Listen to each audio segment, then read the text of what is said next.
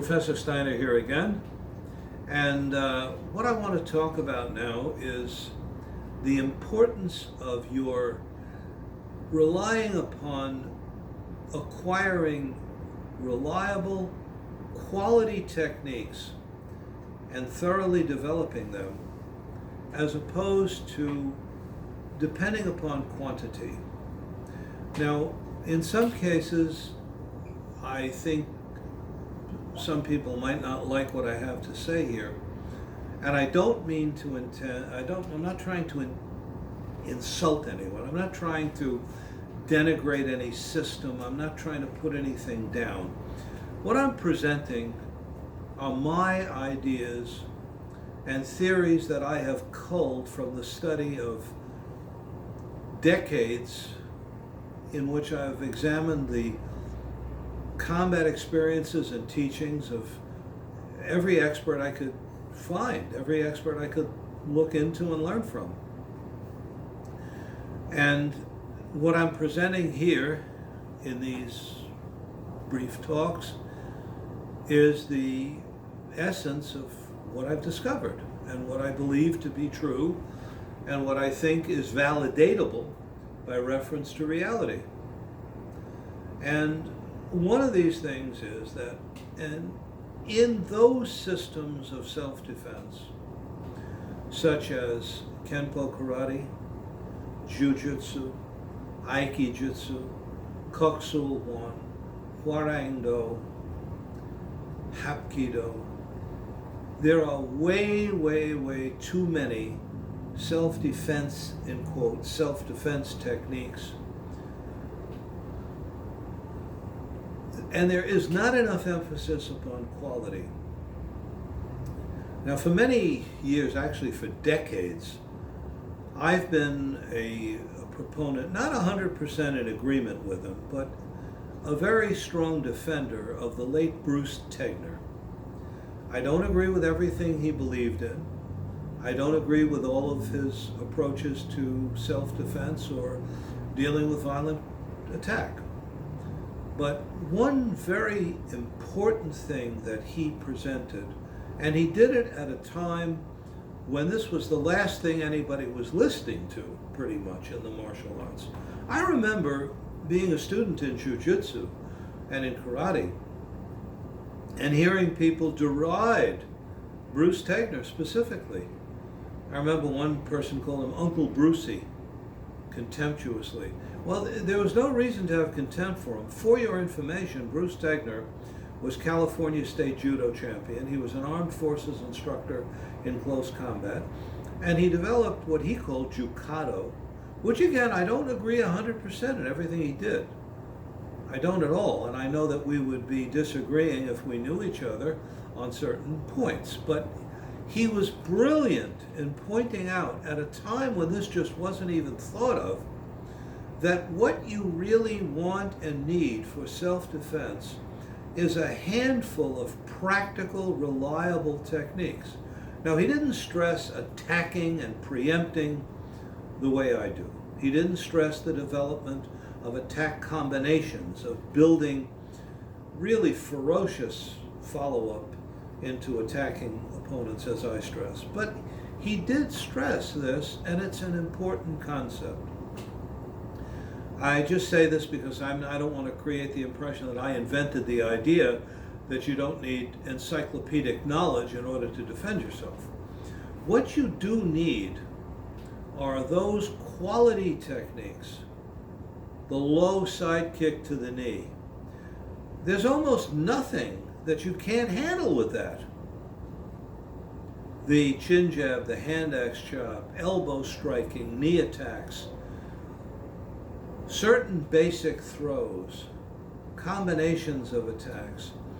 And as Charlie Nelson used to stress very significantly, and this made an impression on me, you have to stress the situations that occur in the real world.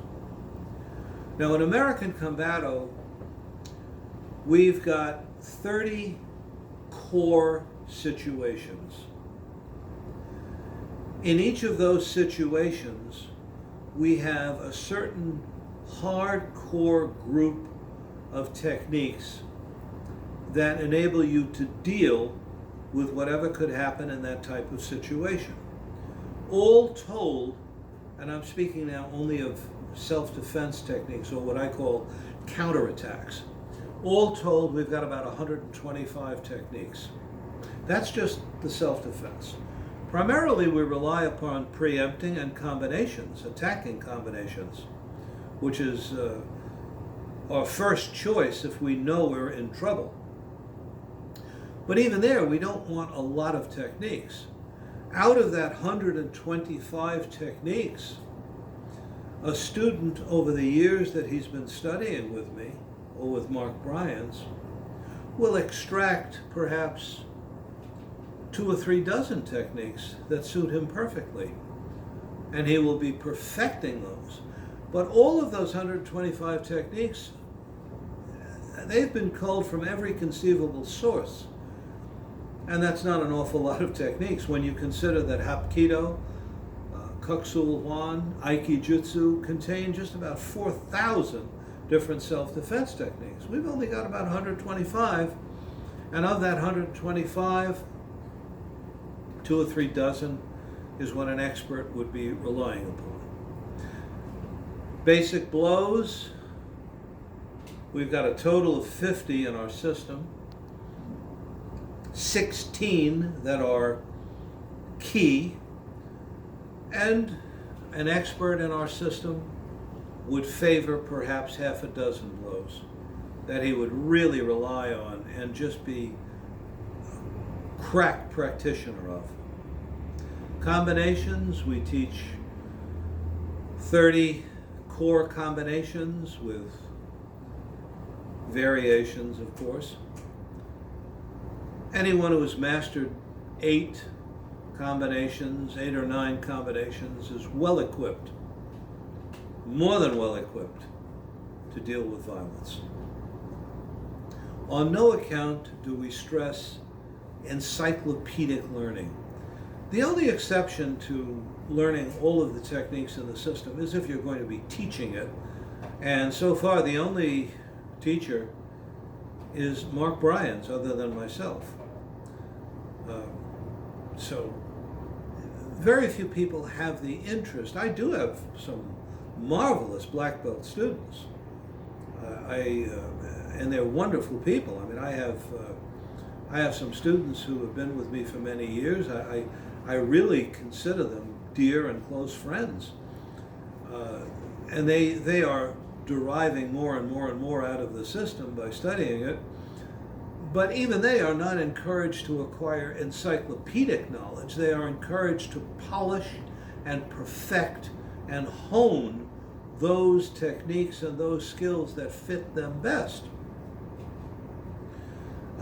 In the introductory lecture to the silent killing course that Fairbairn gave during World War II, mention was made of the fact that, and remember, they were speaking to soldiers at the time. They were only teaching them maybe half a dozen to a dozen techniques. They weren't teaching many techniques. And they would tell them that you're better off learning 1 or 2 techniques and perfecting them than learning all of the techniques halfway. And they cite as an example famous boxers and wrestlers who have consistently won their bouts with their pet techniques. It's a good analogy. We're not concerned with winning contests, but we are concerned with defeating enemies in close combat. It's a very good point that Fairbairn made, and it's a very important point that I hope I'm making with you. Find your best techniques. They should not be complicated. The way you evaluate a technique for combat is by determining if it can be used under tremendous stress against anybody, and that you can use it no matter how you're dressed. Oh, right now I'm wearing a gi. I don't always wear a gi. And if I can't do techniques that I learn without warming up, in normal street clothes with an overcoat on, what good are the techniques in the real world? Basic, simple techniques, quality. Constantly examine the techniques to determine that they're quality techniques. Let me just allude to one more point.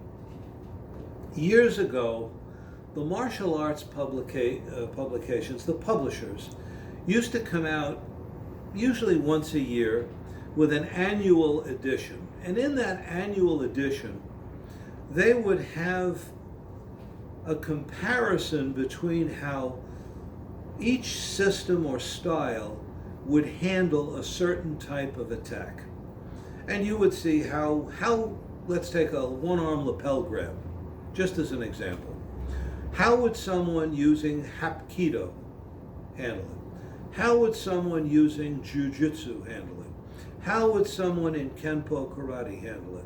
How would someone in Shotokan karate handle it? How would someone using Varmani handle it? How would someone using Aikijutsu handle it? And so on. And it made for a nice issue. It was interesting to look at.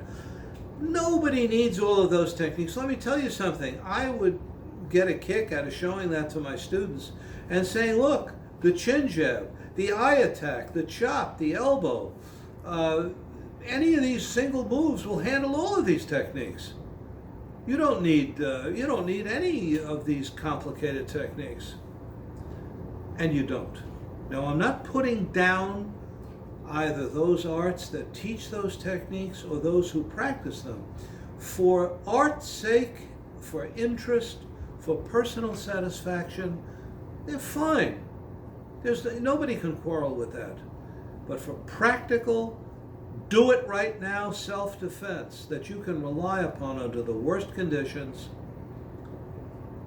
quality is the most important thing in your techniques, not quantity. So pick those that suit you best.